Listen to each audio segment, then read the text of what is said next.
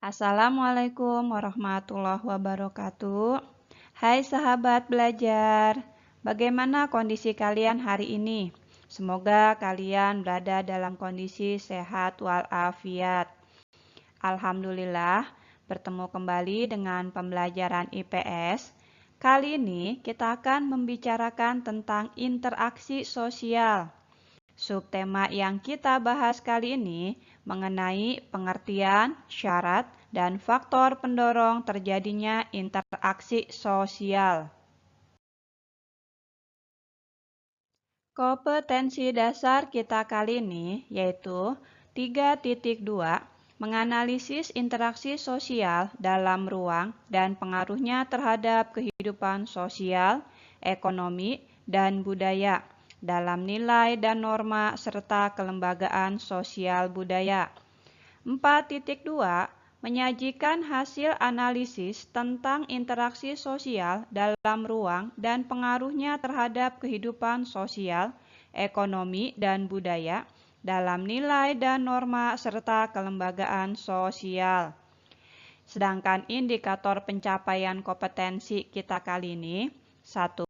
Menjelaskan pengertian interaksi sosial. 2. Menjelaskan syarat-syarat terbentuknya interaksi sosial. 3. Menjelaskan faktor pendorong terbentuknya interaksi sosial. 4. Menjelaskan ciri-ciri interaksi sosial. 5. Membuat hasil laporan tentang interaksi sosial yang terjadi di rumah atau lingkungan kalian. Tujuan pembelajaran kita kali ini, melalui model pembelajaran problem-based learning, peserta didik diharapkan dapat 1. Menjelaskan pengertian interaksi sosial. 2. Menjelaskan syarat-syarat terbentuknya interaksi sosial.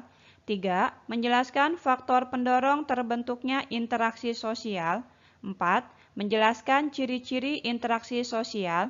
5. Membuat hasil laporan tentang interaksi sosial yang terjadi di rumah atau lingkungan tempat tinggal. Perhatikan peta konsep berikut ini. Materi kita interaksi sosial yang akan kita bicarakan. Yang pertama, pengertian dan syarat interaksi sosial. Yang kedua, bentuk-bentuk interaksi sosial. Kemudian, lembaga sosial. Yang kita bahas nanti lembaga sosial. Yang pertama, pengertian lembaga sosial. Yang kedua, jenis dan fungsi lembaga sosial. Perhatikan gambar berikut ini. Berdasarkan gambar berikut ini, apakah terjadi interaksi sosial? Perhatikan gambar berikut ini. Ada gambar 4, gambar 5, dan gambar 6. Dari masing-masing gambar tersebut, apakah merupakan interaksi sosial? Berdasarkan gambar-gambar di atas, dapatlah kalian membuat satu kesimpulan apa yang dimaksud dengan interaksi sosial. Interaksi sosial adalah hubungan timbal balik antar individu, individu dengan kelompok, dan kelompok dengan kelompok. Dalam interaksi sosial, hubungan yang terjadi harus dilakukan secara timbal balik oleh kedua belah pihak. Artinya, kedua belah pihak harus saling merespon.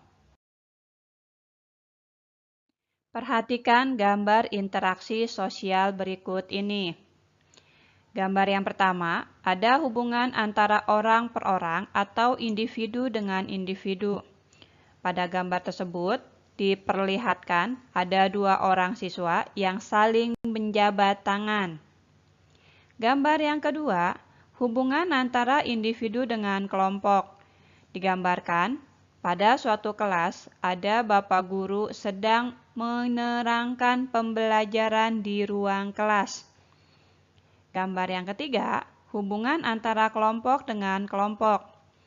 Pada gambar diperlihatkan sekelompok siswa datang ke sekolah, kemudian disambut oleh sekelompok guru. Bagaimana interaksi sosial dapat terjadi? Interaksi sosial dapat terjadi apabila ada syarat-syarat yang terpenuhi. Lalu, apa saja syarat-syarat terjadinya interaksi sosial? 1. Tindakan sosial. 2. Kontak sosial. 3. Komunikasi sosial.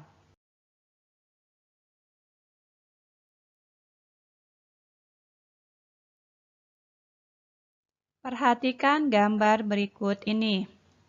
Berdasarkan gambar tersebut, yang pertama, jelaskan gambar apakah itu. Yang kedua, apakah gambar tersebut termasuk interaksi sosial dengan memperhatikan syarat-syarat terjadinya interaksi sosial.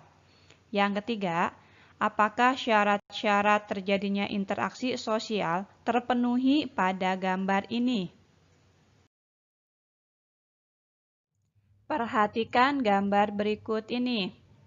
Pada gambar tersebut, kalian bisa menjelaskan gambar apa itu? Yang kedua, apakah gambar tersebut termasuk interaksi sosial dengan memperhatikan syarat-syarat terjadinya interaksi sosial? Yang ketiga, apakah gambar ini memenuhi syarat-syarat terjadinya interaksi sosial?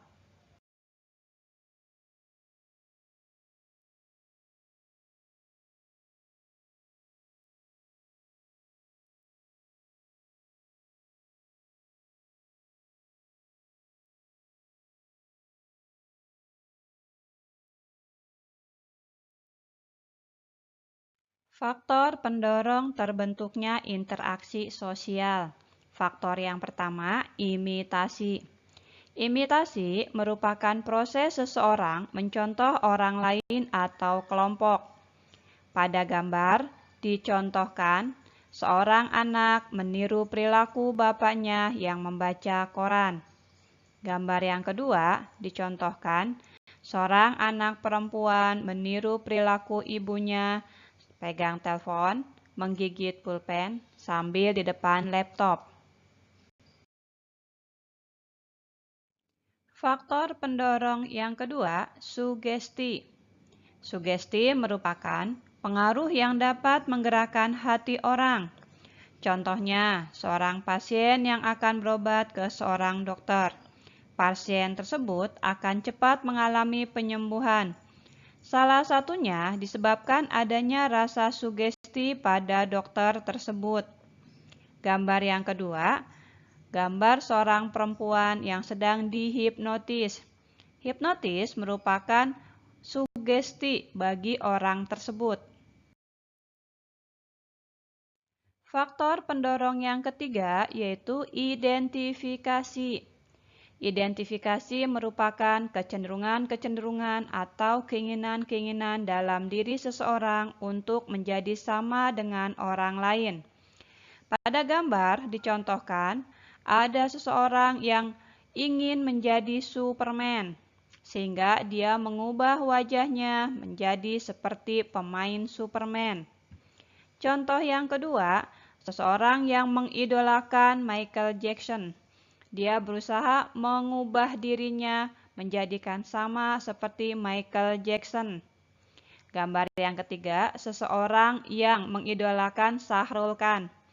Dia kemudian mengubah penampilannya, mengubah dirinya menjadi seolah-olah seperti Shahrukh Khan. Faktor pendorong yang keempat yaitu simpati.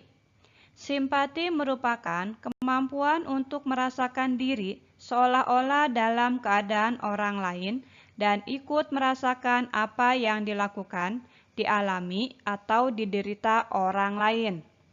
Pada gambar dicontohkan ada seorang anak yang menghibur sahabatnya yang sedang bersedih.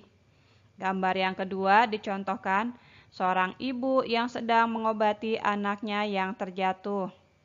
Pada gambar yang ketiga dicontohkan Ada santunan terhadap siswa-siswi yang kurang mampu.